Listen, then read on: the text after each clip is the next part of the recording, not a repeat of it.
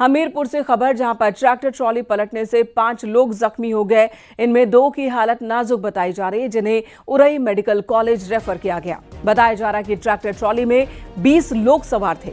सभी जालौन से लौट रहे थे। ट्रैक्टर का संतुलन बिगड़ने की वजह से हादसा हुआ। ये सभी भंडारे से लौट रहे थे।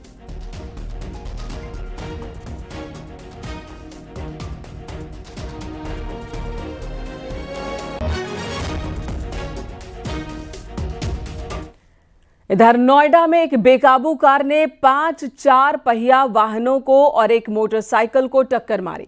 इस घटना में कार और मोटरसाइकिल क्षतिग्रस्त हो गई। गुलशन मॉल तिराहे पर यह हादसा हुआ है। राहत की बात यह रही कि किसी की जान नहीं गई। पुलिस ने आरोपी कार ड्राइवर को हिरासत में लिया है।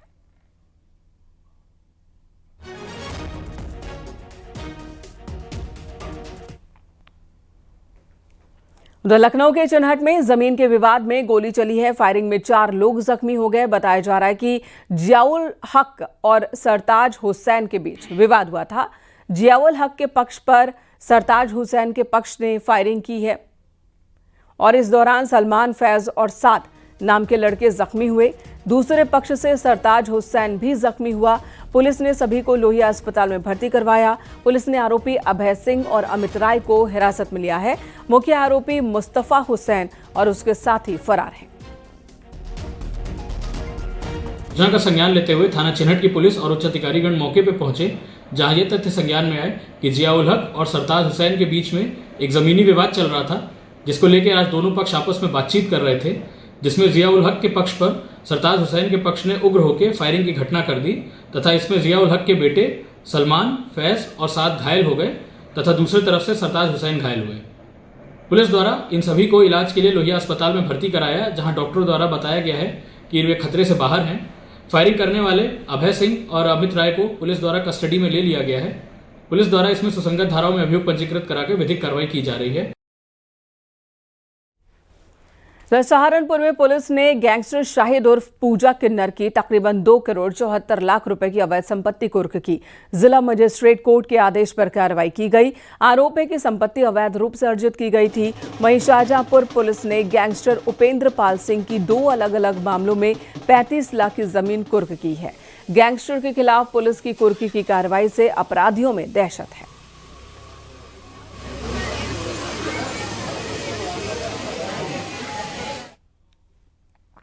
दरसंभल में 80 अवैध मकानों को नोटिस मामले पर राजनीति शुरू हो गई है। आजाद समाज पार्टी ने प्रशासन की कार्रवाई पर सवाल उठाए और मामले की सही तरीके से जांच की मांग की।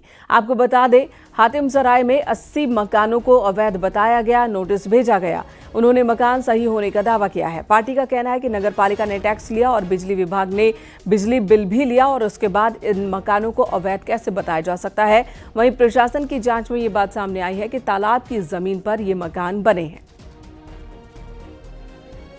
मैं सबसे पहले तो उस प्रशासन से कहना चाहता हूँ, अब हमारे जो अधिकारीगण हैं महोदय से कहना चाहता हूँ कि जो पहले अधिकारी थे संभाल के अंदर इतनी बड़ी कॉलोनी वहाँ लाइटिंग हुई है, तो उस वक्त के अधिकारी महोदय ने ये चीज़ पर क्यों ध्यान नहीं दिया अगर वो अवैध थे तो। और वहाँ पर कुछ कॉलोनियाँ जो पास हुई हैं वो तो इसी सरकार में हुई हैं, जो हमारे प्रधानमंत्री योजना से हुई हैं, तब उस पर ध्यान क्यों नहीं दिया गया।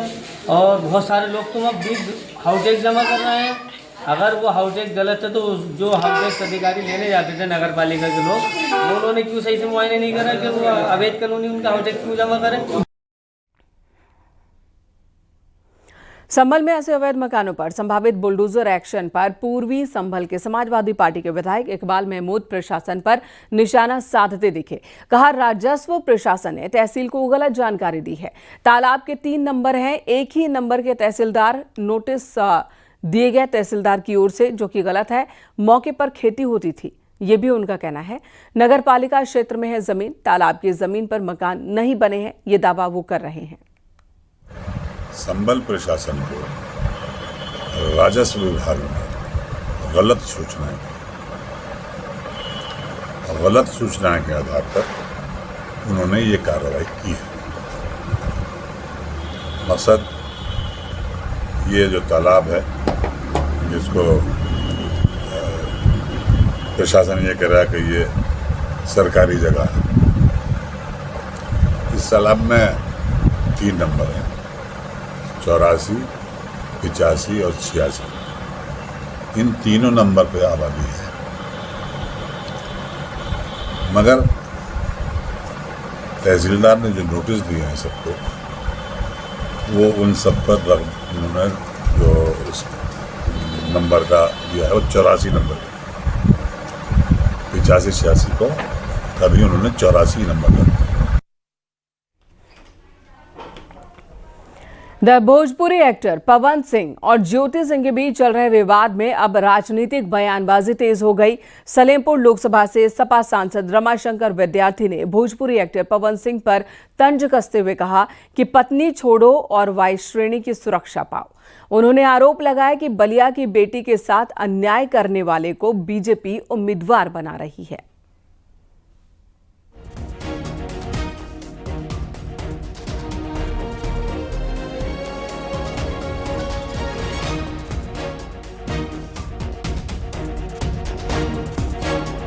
का चुनाव हो रहा है, बिहार के राजनीतिक परिवार में फूट डाल दी। हद तो तब हो गई कि पवन सिंह जो बहुत बड़े गायक हैं, एक बलिया की बेटी को ही के साथ अन्याय कर रहे हैं, उसको भारतीय जनता पार्टी ने उम्मीदवार बना दिया। तो ये देश ये हम लोग नहीं चाहते, सुरक्षा मिल गई। ये लोग नहीं चाहते, वही तो पत्नी छोड़ो और वाई श्रेणी की सुरक्षा पा जाओ।